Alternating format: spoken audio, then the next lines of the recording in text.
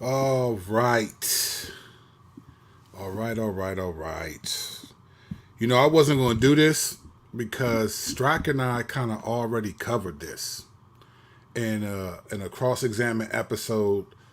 Two of them actually. The Imposition, which you can find on the channel, and then Buzz Flop Year, which you can find on the channel. So we've already discussed some of these things. But I just thought, you know what? Let's have a little fun and let's talk through this particular issue. All right. So, and again, if you've heard me say some of these things before, pardon me. I'm just trying to be clear here. All right. So here's the thing. Excuse me. That's not COVID. But even if it is, you're not in front of me. So don't worry about it. I'm saying that because some people, man, they be terrified. You can cough. I mean, every cough, every kiss begins with K, right? Is the K Jewelers? Where every cough begins with C. Every cough is COVID. So you got to clarify. So that's not COVID. All right. So here we go. Let's talk through this issue for a second. All right. I tweeted this maybe 40 minutes ago. I tweeted this and I put this on Facebook 40 minutes ago. All right. Here's what I said. Actually, let me back up. So last night, a friend of mine who is like a super movie critic, this is my dude, he put on Facebook that Thor is trash. He said it was super gay and all of that. Now, I haven't seen Thor yet. I take my boys. We go every time Marvel movie comes out. Me and my three sons, we go Friday, the day of. So we intend to see this movie in a few hours. So my buddy said it last night. Thor is trash. But he's like the Dominican Siskel and Ebert with anger problems. All right, so I can't take his word for it all the time because he's just the mad rapper, right? So I started hearing other people say, "Hey, Thor is like whack. It's the agenda, LGBT agenda. It was a terrible movie, woo, woo, woo, woo," right? So I told my sons this morning, "Hey, this is what I'm hearing." And my oldest son, he had heard some stuff too. And I said, "But we're still going to go see it. We'll go see it. We like Marvel. It's Thor." So, but I tweeted this and I put this on Facebook. I said, "Thank you to those who said Thor is trash. You've lowered me and my kids' expectations. So now we might end up liking it." So I was actually, okay, good. Now I can go in hearing all this criticism and I might even think, okay, it was better than I thought it would be because now my expectations have plummeted. All right. After saying that on Twitter, a guy hit me and said this, and I have no problem with this. I think this guy did this in love. This is not, if you're watching this, the guy who, I'm not going to say your name, but if you follow me on Twitter and you said this is not a smite at you. I just want to use what you said as an example. Okay. So shortly after I tweeted that, this is what he said to me. He said, "Bro, I understand separating fiction from reality and being able to enjoy fictional movies with fictional characters, but Marvel is at war with God and are heavily pushing an agenda. I've been a huge Marvel fan, but the more I learn about it, the less I'm able to justify watching it." Then he said, "Good Fight Ministries has done a whole series on the Marvel agenda and covered the origin of the Gore character who was created by an atheist who genuinely hates God, and this character personifies it. Just be wise, brother. We should hate what God hates and consume no evil thing." All right. Okay. I appreciate that. This brother, this is in love and in case. So I'm just using what he said as an example. He actually, I think, did it in a way that is helpful. I've seen the guy say that we shouldn't watch Thor because it's demonic. Okay. So that's case in point, right? Thank you, Brandon, for saying that. So let's talk through that. Here's the problem. There's two premises that we need to think about, maybe three, in what this guy said to me. Okay. One, there's an agenda. Disney's pushing an agenda, an anti-Christian agenda. These people don't love God and all of that. Okay. That's his point. That's one point, right? Two, the origin of the character, the main villain, was created by an atheist who hates God, and the character shows that. So we have Disney's anti-Christian agenda, and two, the origin of some of the characters was created by an atheist. All right, that's the premise that this guy is bringing up. All right, and then if you take what Brandon I just put on the screen, people saying you shouldn't watch it because it's demonic. All right, so it's all right. So let's look at these things and talk about these and think about these in a way that I think may be helpful, may not be. Again, this is all opinion. You can feel free to disagree. All right. First premise: the anti-Christian agenda. Right? What do you do with a company like Disney or these other organizations? All right. Here's a problem you're going to run into as a Christian. And let me ask it in the form of a question. Based on what criteria do you value something as anti-Christian? Right? What criteria do you evaluate as anti-Christian? Like, what's the criteria? Like, why Disney is here, right? Oh, good. That's what's up. I appreciate this, and I'm glad he came. This is he said, I'm here for this discussion, brother. I'm the one who applied. Good dude. I told y'all before, I appreciated his comment. Solid. Bang with him. He did it the right way. Thank you, Travis. So I wanted to make a video about this, talk about this, because other people have mentioned this before too. All right, so here we are. What criteria do you use to determine what anti-Christian is? All right, now here's the thing. We know as believers, Scripture tells us, I'm paraphrasing, but essentially to be in the world, not of the world, right? You got 1 Corinthians 5. Paul, when he says, I'm going to read his words rather than paraphrase it. And I've said this before, but I'm going to read it so you understand. Here's Paul's language in 1 Corinthians 5. I'm not going to read all 9 through 13, but let me just start out. Here's what he says.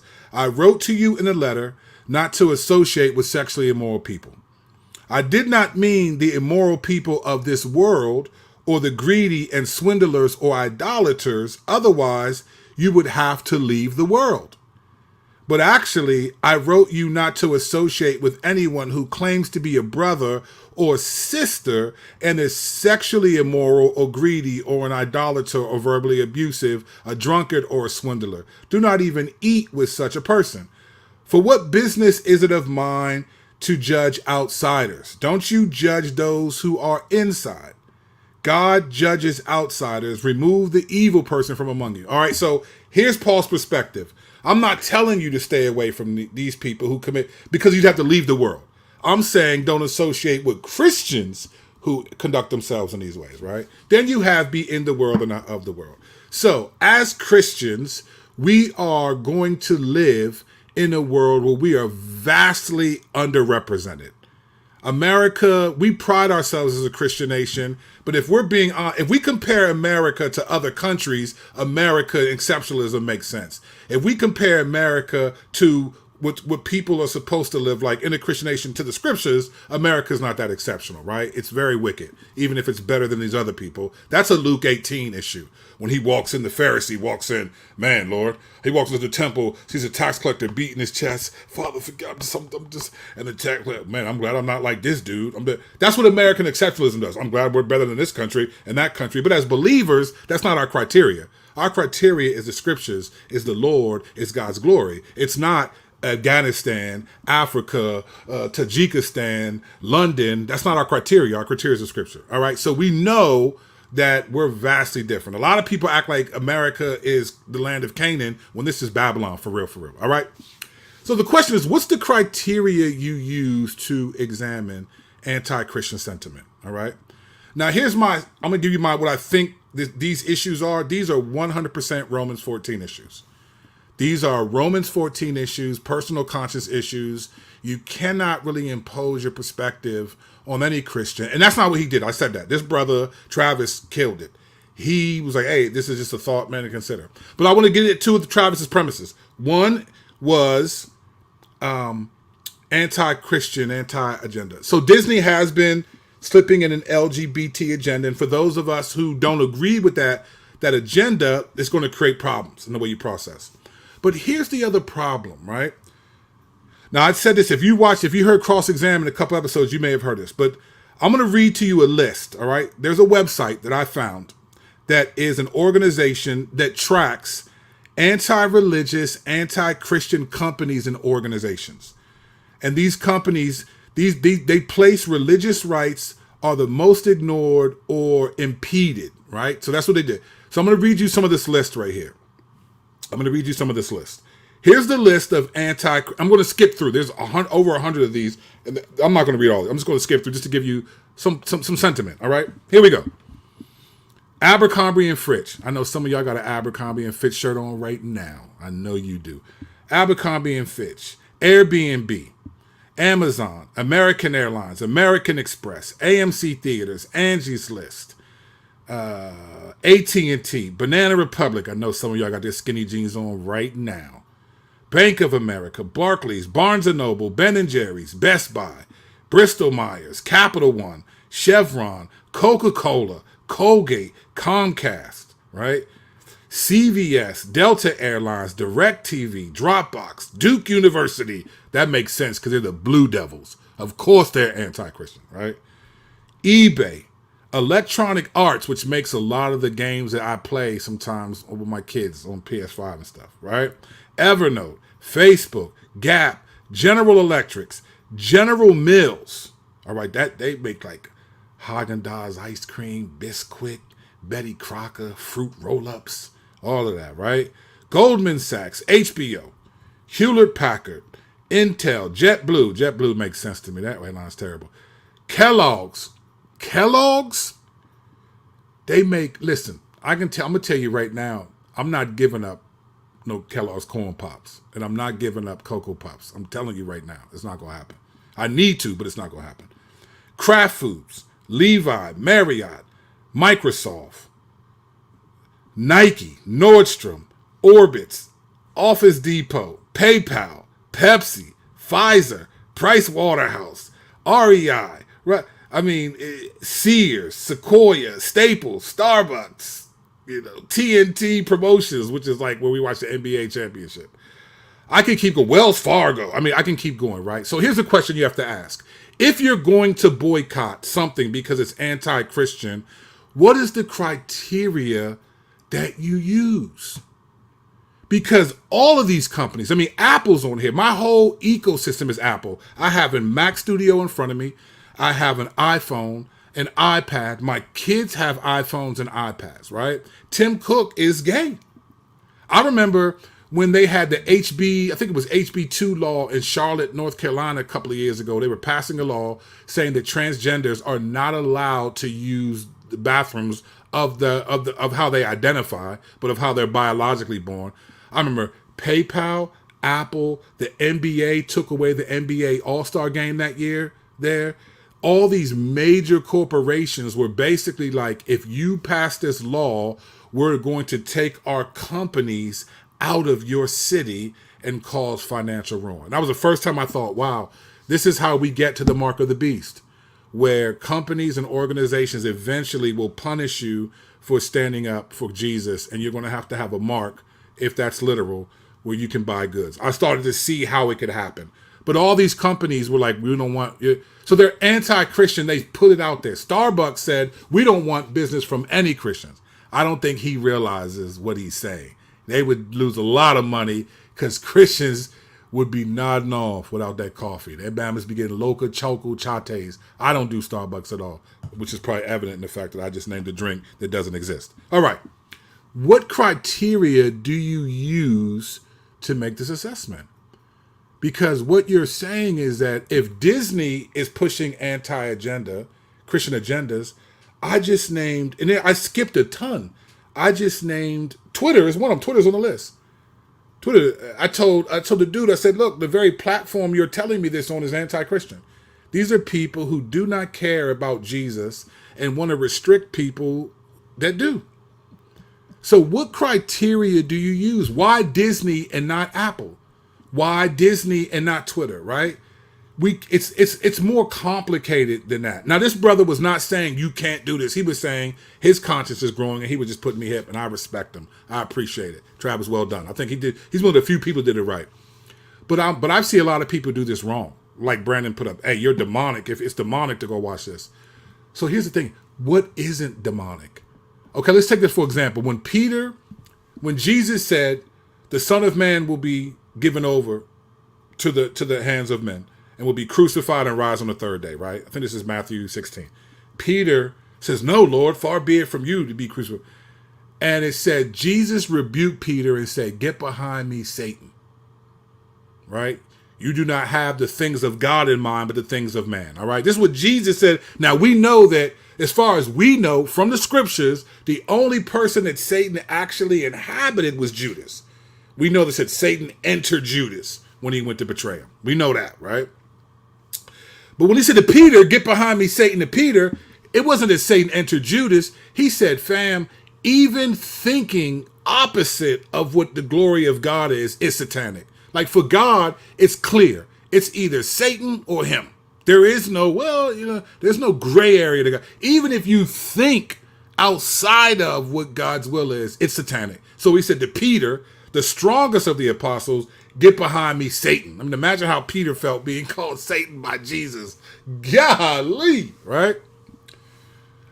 So how do you do this? What do?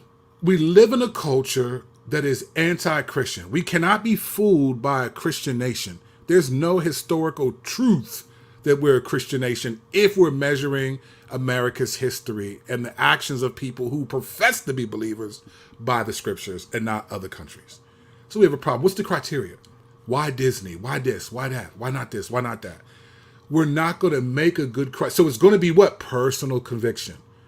So if someone may say, I'm not going to see a Disney movie because of this agenda, I respect it. Do that. I may get to that point. I told my sons today, look, we may get to that point. I may get to that point. But I'm not at that point yet. I'm not at the point where I feel like, man, I'm done with Marvel films because of that. I may come to that, but I'm not there yet.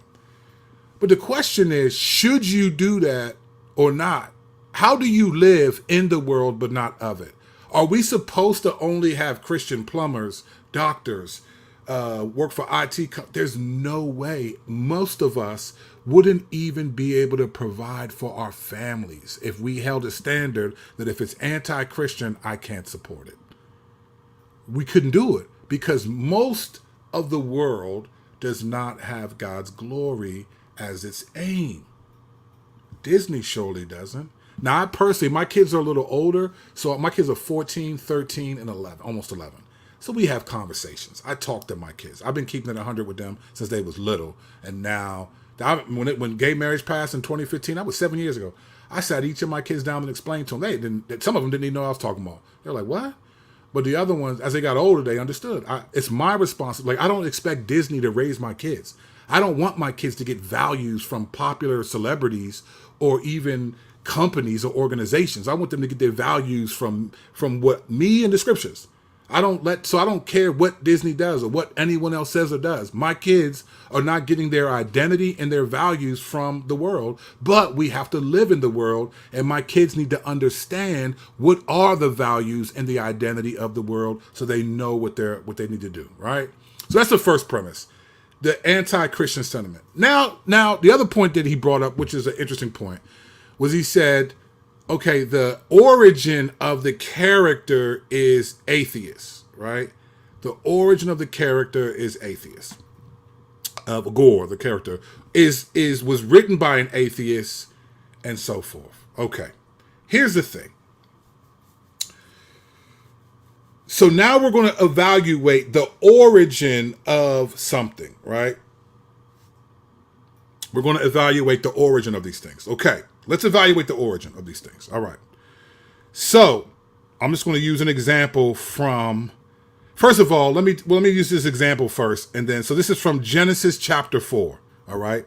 So let's just bring up the speed real quick. All of us should know this as believers, right? All of us should know this. Okay.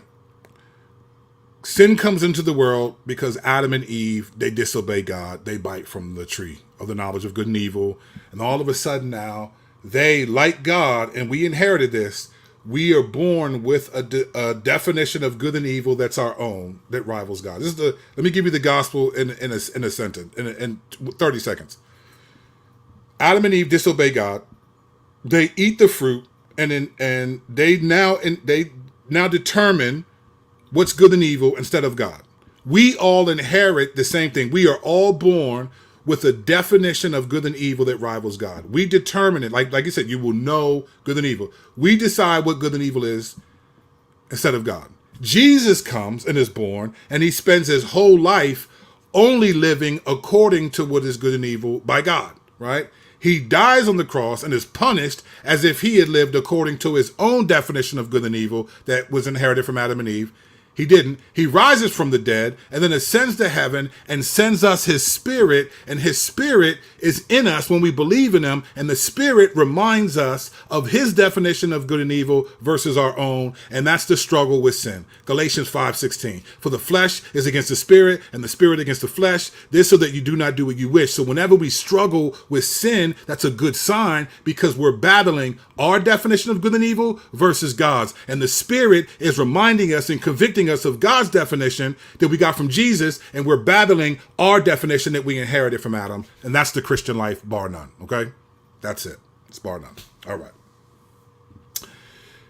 So let's go here. So now we're in Genesis 4, right? And here's what it says. Now we know Cain killed his brother Abel, right? So Cain is wicked dude. Killed his brother Abel. All right. And here's what it says about Cain and his family. This is what it's in. Cain's wicked dude. Now remember, Cain kills Abel, evil. And then God gives Adam and Eve Seth. So another son replaces Abel. And Seth is sort of continues the line of the Jewish people, which will become Semites and all that. So Seth, it goes through Seth. But Cain is a wicked dude. Let me just read you what it says. It says, Cain, this is Genesis 4:17. Cain was intimate with his wife, and she conceived and gave birth to Enoch. Then Cain became the builder of a city, and he named the city Enoch after his son. Irad was born to Enoch and had fathered Mehujael, and Mehujael fathered Methusael, and Methusael fathered Lamech. I don't know where they got these names from. It's crazy. I ain't named my son Methusael. Anyway, Lamech took two wives, one named Ada and the other named Zillah, and so it goes on and goes on. And then he says this. All right. Ada bore Jabal. He was the first of the nomadic herdsmen. His brother was named Jubal. He was the first of all who play the lyre and the flute. Zillah bore Tubal-Cain, made all kinds of bronze and non-iron tools. Tubal-Cain's sister was Naamah. Okay, so it gives you this sort of genealogy. But there's two things to note here. And it says that this is the wicked line of Cain. Okay, the wicked line of Cain. It says this. His brother was named Jubal. He was the first of all who play the lyre and the flute. Okay. So in the wicked line of Cain, the origin of what we now know as like music and musical instruments, God allowed to come through the wicked line of Cain. Right? So the origin of musical instruments, and I'm sure they sung with their voices, but it's clear he was the first of all who played the lyre and the harp. Play the lyre and the flute, right? So the way we understand music, and think about how important music is, right? We worship God. We're going to sing in heaven. Some people, I don't know where they got this from. I can't find this in the Bible, and maybe I'm just an idiot, but they said that Satan was the worship leader in heaven. Okay, let's just say that's even true. Music is central to our worship of God, and God allows the origin of music, humanly speaking, to come to the wicked line of Cain, come through that, not Seth. It comes through, and then you have after that, Zillah bore Tubal-Cain, who made all kinds of bronze and iron tools, right? So you have architecture, right? The ability to build and make tools, all that is important to society, right? It all comes through the wicked line of Cain. So when we start evaluating the origins, this person's origin and this person's, we have to also remember that God uses these origins, and these people, as far as we know, these people weren't believers. These people were not believers. Okay, they're not Christians. All right, they didn't become. They got destroyed in the flood. They wasn't there with Noah, his 3 sons, and their 4 wives. Right, so their families got crushed. They didn't belong to God. So when we start talking about origins, how do we process that? Because we see that origins for God are really inconsequential, to be honest. And if we want to just make it personal, let's go from Genesis 4 to you and I, right? Let's go to you and I. All of us were born, our origin is sinful. We were all born. Now, this is depending on what you theologically believe. I believe that we all inherited from Adam and Eve. I believe when David said in Psalm 51 that I was sinful in my womb. That's what David said. Correct me if I'm wrong. David said I was sinful in the womb. In the womb, you knew me. I was sinful even then. So David is saying I sinned before I even came out of my mom. Right? All people have inherited this from Adam. Whether you're Calvinist or not, doesn't even matter. The scripture says we all were in Adam, and then Christ is the second Adam. This is Romans 5. In Adam, all die, right? In Christ, all live, okay? So all of our origins are sinful. You know, I've heard people say, oh man, some of these Christian hymns were remixes of bar songs, like secular bar songs that people made, and Christians just remixed it and turned it into a hymn. So the origin of the song is sinful. So, man, every origin is sinful. Every one of us, like no one was born. Like the only person, there's only two people. There's only two people in the Bible that I think were godly in the womb. All right, there's only two people. Jesus, obviously, right? And then John the Baptist. The only reason why I'm saying John the Baptist is because he was, in Luke 3, he was in his mother Elizabeth's womb he was 6 months ahead of Jesus. And when he heard Mary's voice in the womb, which is an interesting point when you think about children and what they're, I don't even want to go there. That's in the book. We can talk about that another time. But he hears the voice of Mary, and he leaps in his womb, and he's filled with the Spirit, right? At 6 months in the womb, that Bama John the Baptist has felt something that some of us ain't never felt, and we grown adults out this joint, right? But the reality is that other than that, everyone is born, their origin is sinful.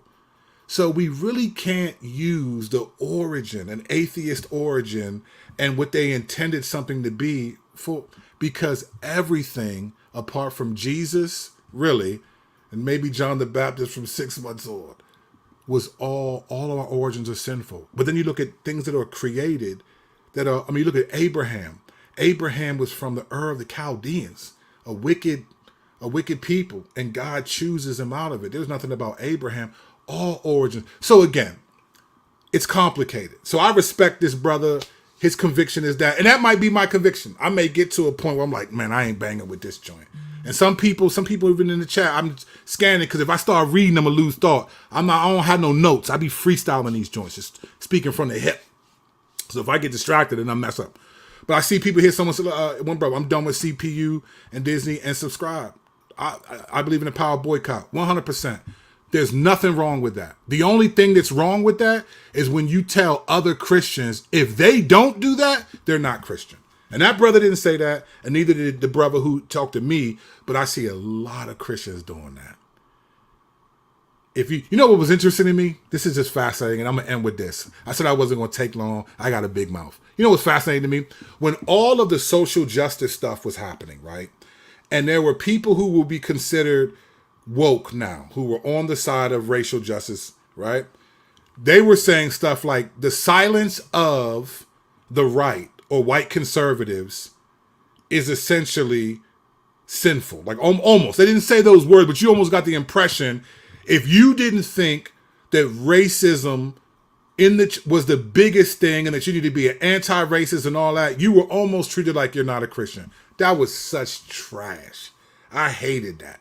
And while I understood what people meant by white privilege, man, white privilege was about God's sovereignty, right? You can't blame white. And people use it as a weapon. I couldn't stand it. It was just, you weaponized it, right? But the reality was you said their silence is basically violence almost. Their silence is loud. That's what people say. The silence is deafening, kind of the play on words, right? Like you're not saying anything about it. That proves something. You know what's funny? After Roe v. Wade was overturned on the federal level, those same people, the opposite, the same people that were silent on race were now saying, oh, if you're not celebrating this and you're silent about the Roe v. Wade decision, that says a lot about you. But those same people got offended when people said the same thing about them on a race perspective. I've been working on my Drax laugh. I don't got it yet, but I bang with that Drax laugh. It's stupid and it's full. This is why you'll never put me on the side, because it's just foolish. Jesus said, "Expose the deeds of darkness" on Ephesians 5:11, and both sides are dark. You can't do this. So, in summation, if you're a Christian, this is a Romans 14 issue. One person thinks you can eat meat, another thinks you can't. One person thinks a day is holy, one thinks no day is holy. And he says, who are you to judge the Lord's servant? It is the Lord that will cause them to stand. In other words, we will give an account to God for our actions, but we can't impose what we think on other people. Now, nobody did that to me. I'm saying this because I see it happening and I see it all over the place. So I'm going to see Thor today with my kids. I'm sure I will agree with some of the critiques that I've seen. But right now, we enjoy Marvel. I grew up loving Marvel, and it was just the fact that Disney has taken it is trash to me. I hate it because of the agenda they're trying to push. But I have to use more than just that agenda. Even though I don't like the agenda, I have to go by more than that when I make a decision to watch or not to watch something, or to support. Because I'm telling you right now, everyone watching this live stream and whoever's going to watch it afterwards, that's a Christian, you are in some way, shape, or form, by getting your money, by whatever, you are supporting an anti-Christian agenda. And let's be clear. Conservatives who tend to have the moral high ground, that tend to promote their Christianity more, those people, those leaders are unregenerate. You know what's fascinating to me is watching Christians argue over which non-Christians are more like Christians that we should put in office. They're all unregenerate. I'm going to do a post later on, well, I'm not even going to say what. You'll see it if you watch it. I'm going to show you even further what I mean by that particular point. We're always going to be at a loss, and we all need wisdom, and we're all going to figure this out. So as long as you don't impose on someone's conscience, not for disputable issues, not for stuff like should you go to this movie or not. Nah, there are things that you're not a Christian and one of them is if you believe in Jesus. 2, 1 John 4:20. The man who does not love his brother whom he has seen cannot love God whom he hasn't seen. You know, in all of the, how do I know I'm a Christian? I never hear people say genuine Christianity and genuine proof of conversion is that you love other Christians. That's 1 John 4:20. God says, if you don't love other Christians, you're not a believer. Matthew 6:13 and 14, God says, listen, if you don't forgive others their trespasses, neither will God forgive you theirs. I know Christians who walk around talking about, I'll never forgive.